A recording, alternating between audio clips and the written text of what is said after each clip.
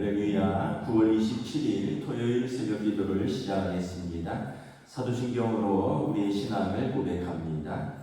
나는 전능하신 아버지 하나님 천지의 창조주를 믿습니다. 나는 그의 유일하신 아들 우리 주 예수 그리스도를 믿습니다. 그는 성령으로 잉태되어 동정녀 마리아에게서 나시고 본디오 빌라도에게 고난을 받아 십자가에 못 박혀 죽으시고 장사된 지 사흘 만에 죽은 자 가운데서 다시 살아나셨으며 하늘에 오르시어 전능하신 아버지 하나님 우편에 앉아 계시다가 거기로부터 살아있는 자와 죽은 자를 심판하러 오십니다. 나는 성령을 믿으며 거룩한 공교회와 성도의 교제와 죄를 용서받는 것과 몸의 부활과 영생을 믿습니다. 아멘.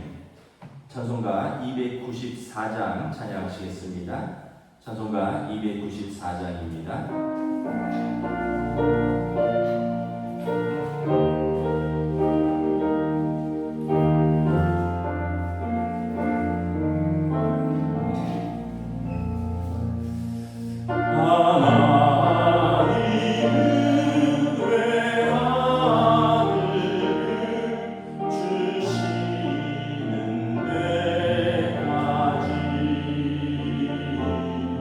세상 사람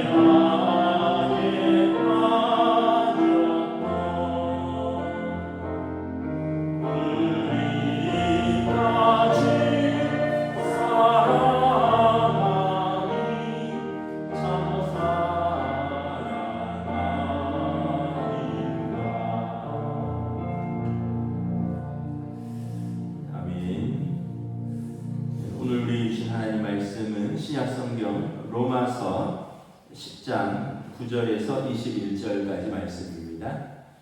신약성경 로마서 10장 9절에서 21절까지 말씀입니다.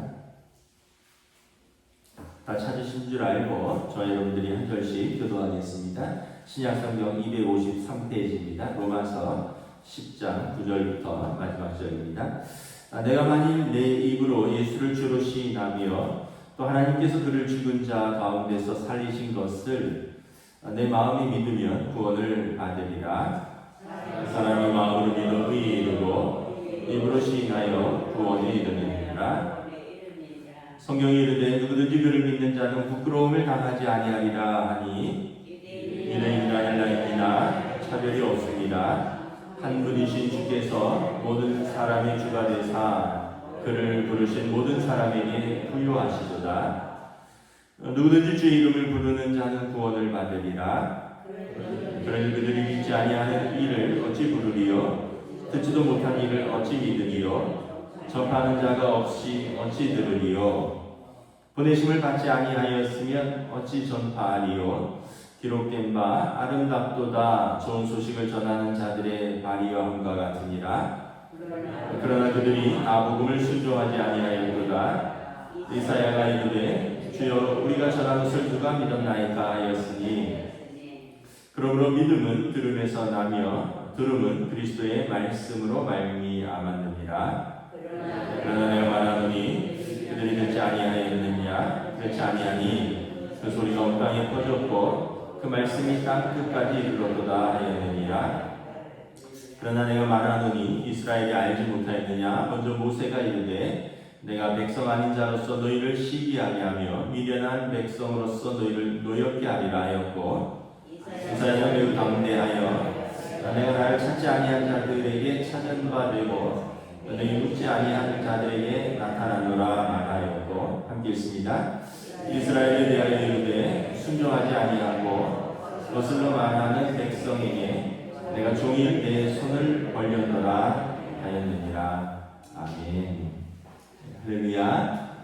토요일 새벽 기도 나오신 우리 성도들을 주님의 이름으로 환영하고 축복합니다. 손하고 인사하겠습니다. 한 주간 평안하셨습니까? 이제 완연한 가을입니다. 우리가 로마서 말씀을 보고 있는데 로마서는 참 기독교 교리의 정수를 잘 보여주고 있습니다. 3장, 8장, 10장에서 잘 보여주는데 오늘 특별히 10장 말씀에 보면 어떻게 구원을 얻는가를 아주 일목요연하게 말씀을 하고 있는데 우리 9절부터 우리 11절 13절까지 9절부터 13절 우리 다시 한번 뜻을 생각하면서 교도하겠습니다. 내가 만일 내 입으로 예수를 주로 시인하며 또 하나님께서 그를 죽은 자 가운데서 살리신 것을 내 마음에 믿으면 구원을 받으리라. 사람이 마음으로 믿어 의이고 입으로 시인하여 구원에 이르느니라. 성경이 이르되 누구든지 그를 믿는 자는 부끄러움을 당하지 아니하리라 하니 유대인이나 헬라인이나 차별이 없으리라. 한 분이신 주께서 모든 사람의 주가 되사 그를 부르는 모든 사람에게 부요하시도다. 함께 있습니다. 누구든지 주의 이름을 부르는 자는 구원을 받으리라. 이 구원을 어떻게 얻는가?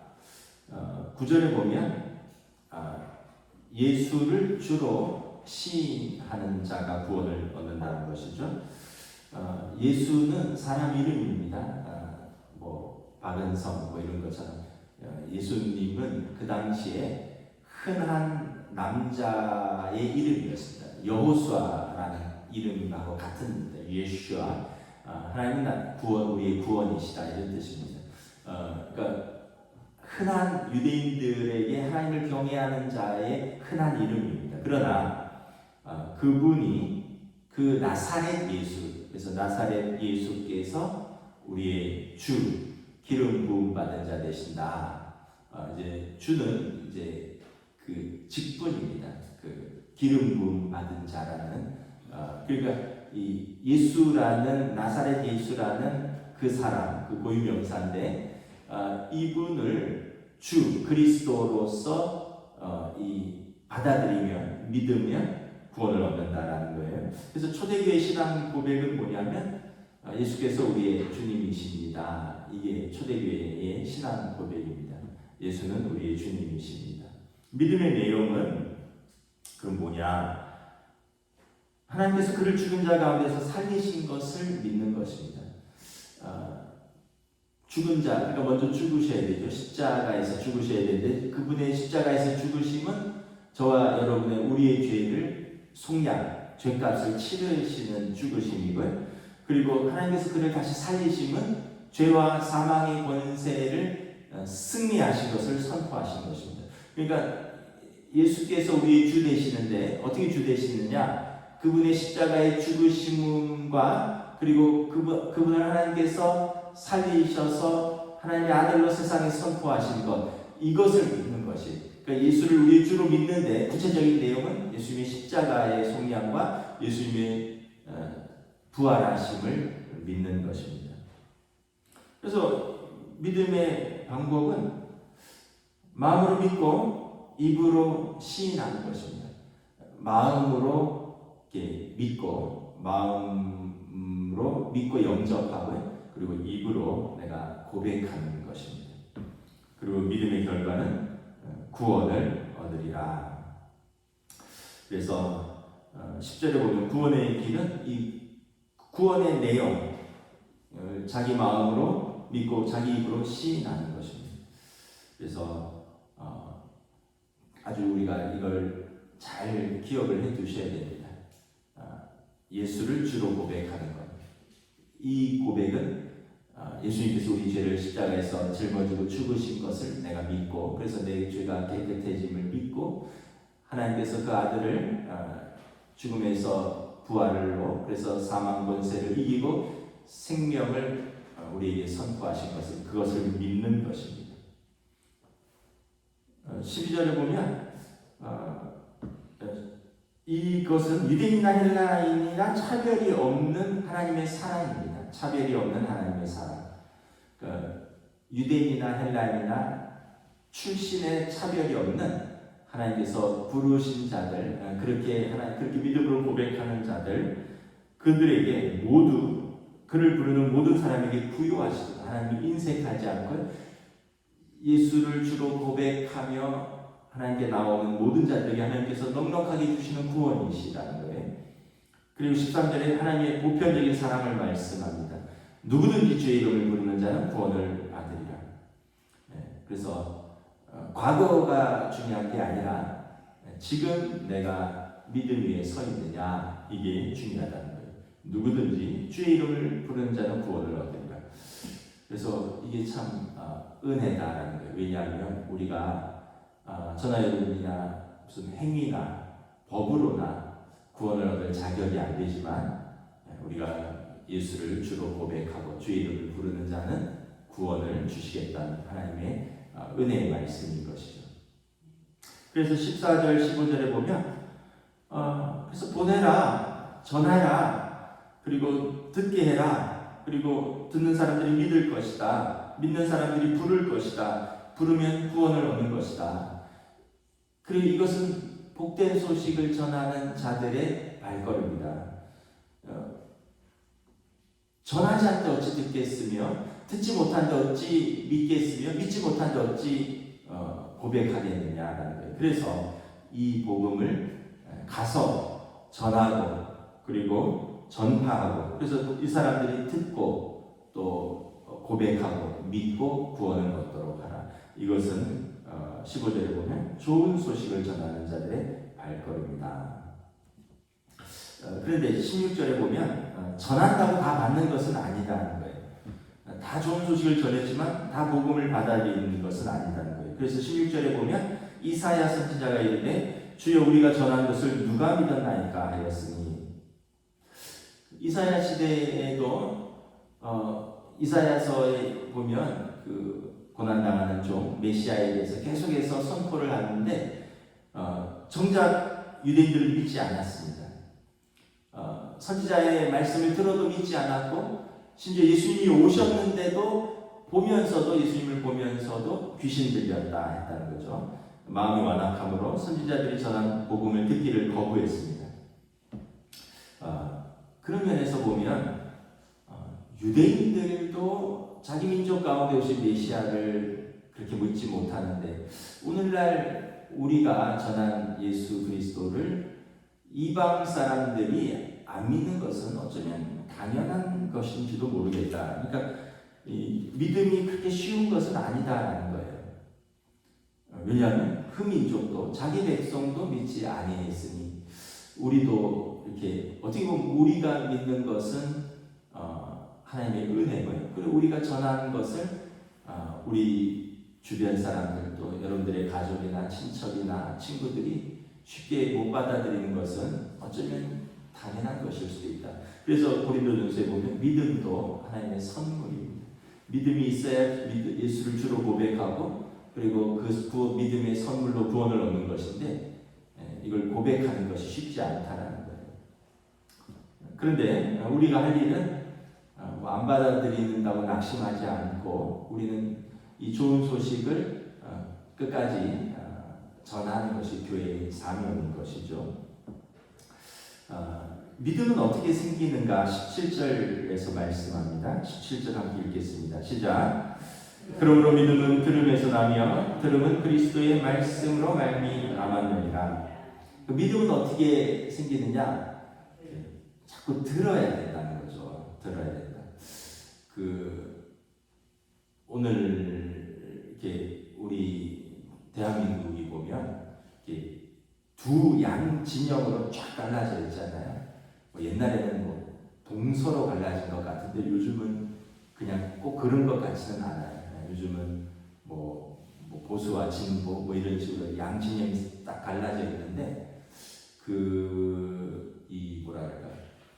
유튜브가 여러분들이 이렇게 즐겨 찾는 거를 계속 보여줘요. 이제 그걸 알고리즘이라고 하는데 여러분들이 만약에 어떤 음악을 듣는다, 그 발라드 음악을 듣는다 그러면 계속 발라드 음악을 소개를 해줘요. 여러분들이 트로트 음악을 듣는다 그러면 트로트 음악을 계속 소개를 해줍니다. 여러분들이 어떤 성향의 어떤 뉴스라든지 그런 영상을 본다 그러면 그런 성향을 계속 보여줍니다. 그럼 계속 들으면 어떻게 돼요? 강화되고 이제 다른 거는 이제 잘 안 듣게 돼요. 그러면 그것만 듣게 되는 거죠. 그렇게 되면 한쪽 세계밖에 안 열리는 거예요. 그래서 여러분 일부러라도 다른 쪽도 조금씩 들어야 돼요. 내 마음에 안 들어도 다른 사람들은 뭐라고 말하는가 이걸 개방성이라고 하거든요. 그러니까 맨날 내 귀에 좋은 것만 들으면 이제 그쪽으로 고착되는 거예요. 근데 이제 그거를 내가 좋아하는 걸 한 7, 8 들으면 내가 나랑 안 맞는 것도 한 2, 3 정도는 한 번씩 들어줘야 돼요. 그래야지 사고가 고착되지 않는 이게 개방성입니다. 그래서 여러분 우리가 들음도 어떻게 보면 세상에서의 들음도 굉장히 중요한데 하다못해 여러분 구원은 어떻게 생기느냐? 들음에서 난다는 거예요. 하나님의 말씀을 들음에서 난다. 그래서 중요한 건 하나님의 말씀을 열심히 듣는 겁니다. 하나님의 말씀을 열심히 듣는 것. 근데 여기서 들음이라는 것은 아까 우리가 이렇게 제가 이런 유튜브 방송을 들어도 그냥 마음으로 동의하지 않으면 그냥 듣고 말거든요. 아니면 듣고 오히려 반발심만 생기죠. 그러니까 여기서 들음이라는 것은 마음으로부터의 진지한 들음과 동의입니다. 그러니까 하나님의 말씀을 들음으로 믿음이 생긴다. 하나님의 말씀을 진지하게 듣고 또 여기에 대한 깊은 묵상, 고민 그리고 여기에 대한 동의가 될 때 비로소 믿음이 작동한다는 거예요.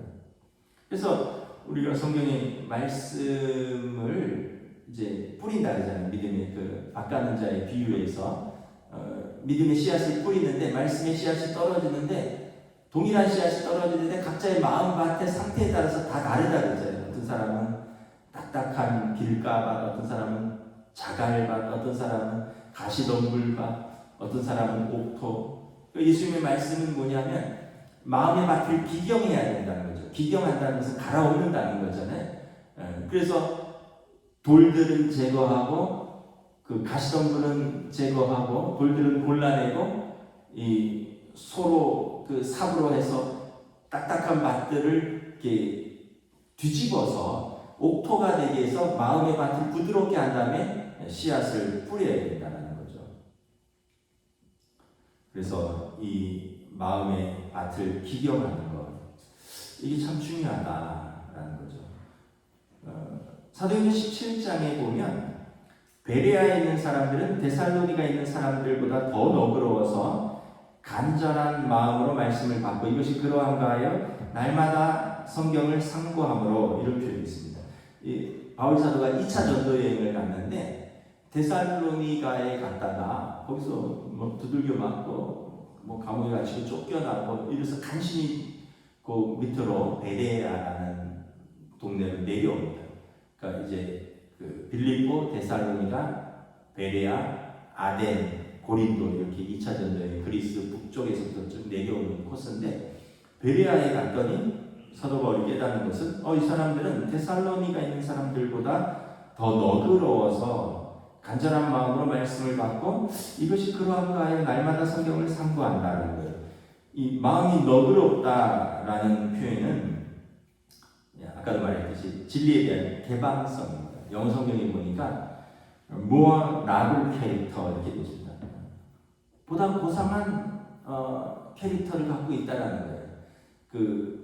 또 다른 현대인의 성경 NIV 말고 다른 영어 성경 쉬운 영어 성경에 보면 generous하다 이렇게 그들의 캐릭터가 generous하다 좀 관대하고 너그럽다는 얘기. 그 개방성을 말하는 거예요. 그러니까 그래서 간절한 마음으로 말씀을 받고 열정적으로 하나님의 말씀을 받고 이것을 마음으로부터 깊이 상고 묵상하는 사람들이라는 거죠. 여러분 모든 일이 다 그렇지 않습니까? 뭘 잘하려면 뭐 공부도 그렇고 운동도 그렇고 사업도 그렇고 잘하려면 연구해야 되잖아요. 뭐 운동도 여러분 요즘 뭐 운동하려면 유튜브에 얼마나 많이 나와 있는지 몰라요. 기본 자세부터 해서 뭐 심지어는 프로들이 뭐 다 가르쳐줘요. 그래서 그것만 잘 따라가도 어느 정도 발전할 수 있습니다. 그런데 그냥 내가 아는 거 그냥 하면 조금 한계가 있어요. 근데 여러분 진지하게 배우고 또 여기에 대해서 고민하고 이러면 발전하는 거죠. 공부도 그렇고 운동도 그렇고 사업도 그렇고. 근데 하물며 하나님의 말씀을 우리가 그냥 습관적으로 나와서 그냥 듣는 것에 그치면 그러면 이거는 그냥 종교 생활이 될 뿐입니다. 정기적으로 하는 종교 생활. 그런데 우리가 주일날 또는 이렇게 새벽에 말씀을 듣는 것도 있지만 여러분들 개인적으로 말씀을 듣고 이것도 묵상하는 자들. 이 데살로니가 베레아 사람들은 간절한 마음으로 되어 있지만 이 열정적으로 말씀을 묵상했다는 거예요. 공부했다는 거예요. 그리고 이것을 상고했다는 거예요. 그러한가 묵상했다는 거죠. 그러니까 우리가 종교적으로 그냥 습관적으로 하면 어쩌면은 무기력하고 늘 시험에 드는 그런 무기력한 신앙생활이 될 수 있지만 우리가 이렇게 스스로 찾고 고민하고 공부하고 묵상하고 순종하고 어느 목사의 말씀처럼 콩인지 팥인지 내가 직접 뿌려보고 자라는 걸 내가 보고 그러면 여러분 우리 신앙이 생명력이 있고 시험을 이기는 신앙생활이 된다는 것입니다. 또 한편으로는 믿음은 들음에서 나온다 이렇게 했으니까 꼭 진지하게 듣는 것이 중요하지만 그럼 어린아이들은 사실은 잘 모르잖아요. 진지하게. 근데 제가 이렇게 주일날 아이들 이렇게 보면 우리 전도사님 설교할 때 애들이 잘 듣더라고요. 애들이 잘 듣습니다. 물론 이제 제 설교는 자기들 대상이 아니니까 어렵기도 하고 못 듣지만 잘 듣더라고요. 그래서 뭐 아이들이 그래도 성경에 이름도 맞추고 뭐 여러분 우리가 예전에 그런 말이 있잖아요. 그 어른들 돼서 뭘 배우기는 쉽지 않아요. 그 아이들이 지금 배우고 기드온, 삼손, 바울 그 이름들은 다 지금 배운 것이 나중에 남는 거예요. 여러분 나중에 뭐 그때 들은 것은 그때 어렸을 때 들은 것들이 다시 다 생각나게 될 것입니다. 그래서 뭐 콩나물에 물만 줘도 물이 쭉쭉 빠져서 뭐 이게 무슨 소용이 있는가 싶지만 그래도 때가 되면 콩나물이 자라있듯이 우리가 세대 통합 예배를 통해서 아이들이 때로는 이해 못하는 것 같을 수 있고 또 아이들이 집중 못하는 것 같을 수도 있으나 그러나 아이들이 하나님을 찬양하고 또 같이 말씀을 듣고 또 이렇게 어른들하고 같이 예배드렸던 그 은혜의 자리, 은혜의 기억들 이런 것들을 하나님께서 다 자라게 하시는 이는 하나님이시라고 했거든요. 우리는 뿌리고요. 자라게 하시는 이는 하나님이십니다. 19절 20절 우리 함께 읽도록 하겠습니다. 그러나 내가 말하노니 이스라엘이 알지 못하였느냐 먼저 모세가 이르되 내가 백성 아닌 자로서 너희를 시기하게 하며 미련한 백성으로서 너희를 노엽게 하리라 하였고 이사야는 매우 담대하여 내가 나를 찾지 못한 자들에게 찾은 바 되고 내게 묻지 아니한 자들에게 나타나노라 말하였고 이스라엘이 안 들으니까 하나님께서 너희를 시기하게 하려 하여 미련한 백성으로 그러니까 여기서 미련한 백성이라는 것은 유대인들이 이방인들을 향하여 쓰는 표현입니다. 그 사람들은 자기들은 하나님의 부름받은 선민이고 이방인들은 미련한 백성. 왜냐하면 하나님의 말씀을 받지 못했으니까. 그러나 너희가 하나님께로 돌아오지 않고 너희가 미련한 백성들이라고 했던 그들이 하나님께 돌아오므로 백성 아닌 자로서 너희를 시기하게 하고 선민이 아니잖아요. 유대인 이방인들은. 그러나 백성 아닌 자로서 너희를 시기하게 하고 너희를 노엽게 하리라. 정작 자기들은 부름받았는데 믿지 아니하였고 부름받지 못하였다고 생각된 사람들이 예수를 주로 믿고 고백하여 하나님의 자녀가 되니 이 사람들이 시기가 일어난다는 거예요. 그래서 20절에 이사야 선지자가 내가 나를 찾지 아니하는 자들에게 찾은 바 되고 내가 묻지 아니한 자들에게 나타난다. 이방인들에게 하나님의 복음이 나타났다는 거예요. 그래서 이 하나님의 복음은 차별이 없는 모든 백성에게 주시는 은혜의 선물이고 보편적인 하나님의 사랑이다라는 거예요. 그래서 21절 함께 읽도록 하겠습니다. 시작. 이스라엘에 대하여 이르되 순종하지 아니하고 거슬러 말하는 백성에게 내가 종일 내 손을 벌려놓으라 하였느니라. 그러나 하나님께서는 여전히 이스라엘에게 대해서 손을 벌리고 계신다는 거예요. 그 하나님도 속상할 거 아니에요. 예를 들면 이런 거죠. 내 자녀는 내가 막 지원하고 뭐 애쓰는데 내 자녀는 뭐 내 말 안 듣고 근데 그 내 말을 우연히 들은 옆집 애가 옆집 아저씨 말씀 훌륭하다 막 그래갖고는 걔가 막 우연한 게 뭐 같은 그 말을 듣고 얘가 막 잘 되고 이러면 그 부모 마음이 어떻게 되세요? 이거 내가 내 자녀에게 애를 썼는데 내 자녀는 안 듣고 이웃집에는 우연히 한번 듣고 그것을 받아들인다니. 그러나 자녀를 포기할 수는 없잖아요. 그래서 이스라엘에 대해서 순종하지 않고 거슬러 말하는 내 백성에게 내가 종일 손을 벌려둬라. 하나님은 이스라엘을 포기하지 않으셨다. 종일 손을 벌리시고 기다리시는 그 아버지의 모습을 보여주시는 거죠.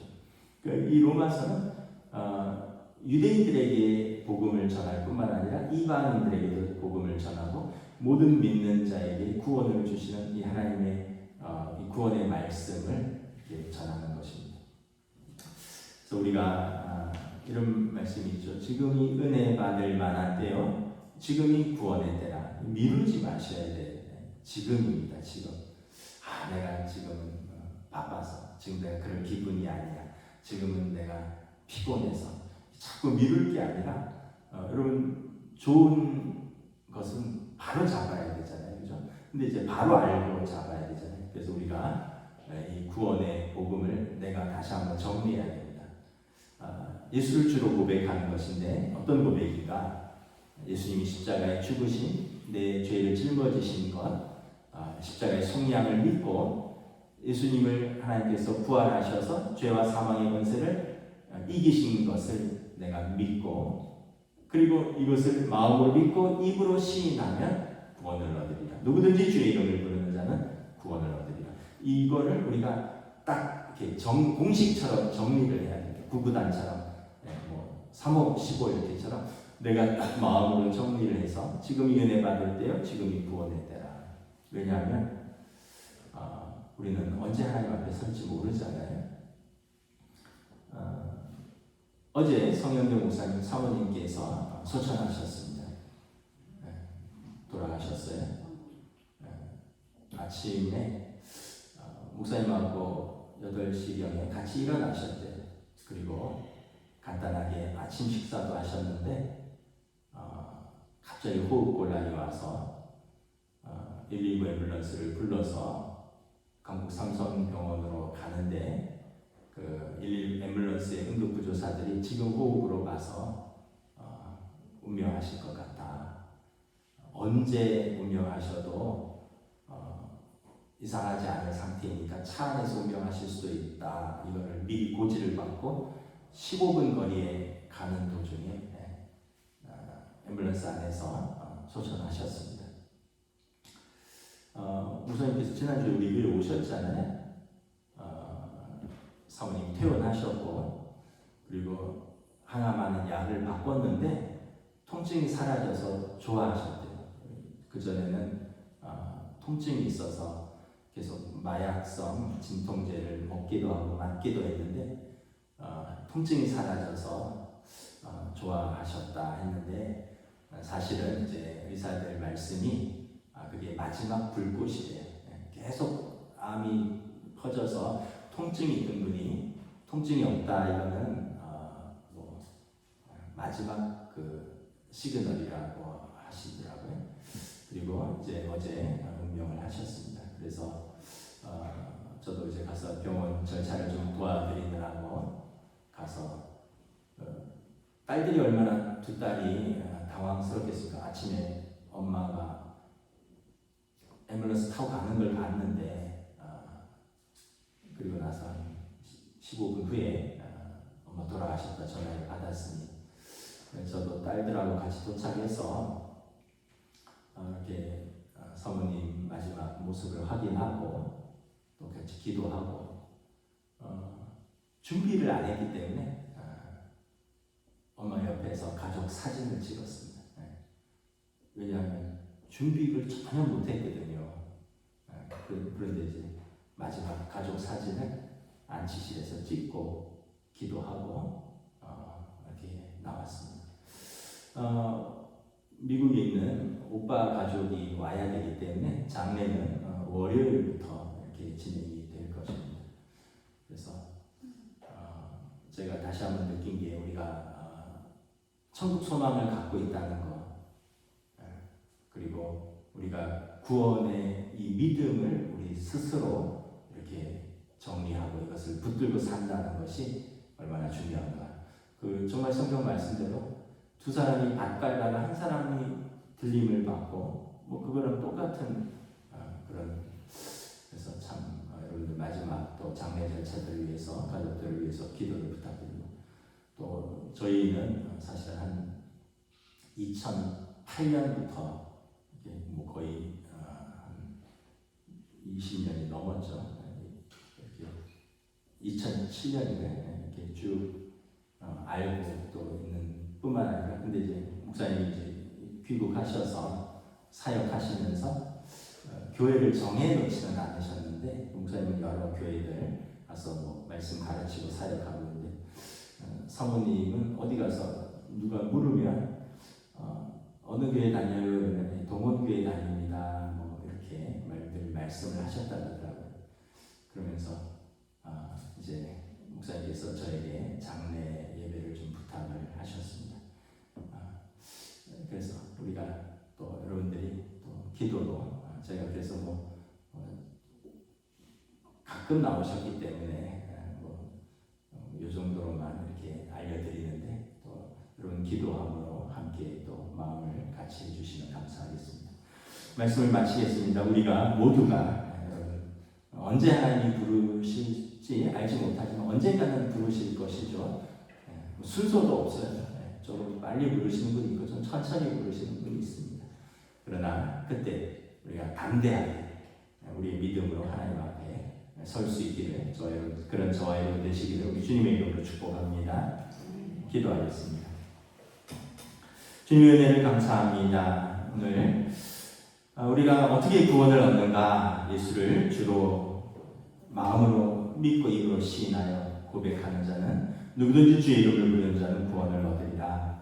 우리 주님 우리를 사랑하셔서 우리 죄를 다 짊어지고 십자가에서 죽으시고 또 사망 권세를 이기시고 부활하셔서 하늘 보좌에 오르셨습니다. 그리고 우리에게 말씀하셨습니다. 너희는 마음에 두려워하지 말라. 하나님을 믿으니 또 나를 믿으라. 내 아버지 집에 거할 곳이 많도다. 내가 먼저 가서 너희를 위하여 거처를 예비하고 너희를 나 있는 곳에서 영접하리라. 우리가 주님께서 우리에게 말씀하신 이 약속의 말씀, 이 구원의 선물을 또 믿고 받은 자로서 담대하게 그리고 지금 여기서 믿음으로 사랑하며 사명을 감당하는 저희들의 삶으로 성령님 인도하여 주시옵소서. 감사를 드리오며 우리 주 예수 그리스도의 이름으로 기도드리옵나이다. 아멘. 하늘에 계신 우리 아버지의 이름을 거룩하게 하시며 아버지의 나라가 오게 하시며 아버지의 뜻이 하늘에서와 같이 땅에서도 이루어지게 하소서. 오늘 우리에게 일용할 양식을 주시고 우리가 우리에게 잘못한 사람을 용서하여 준 것 같이 우리 죄를 용서하여 주시고 우리를 시험에 빠지지 않게 하시고 악에서 구하소서. 나라와 권능과 영광이 영원히 아버지의 것입니다. 아멘.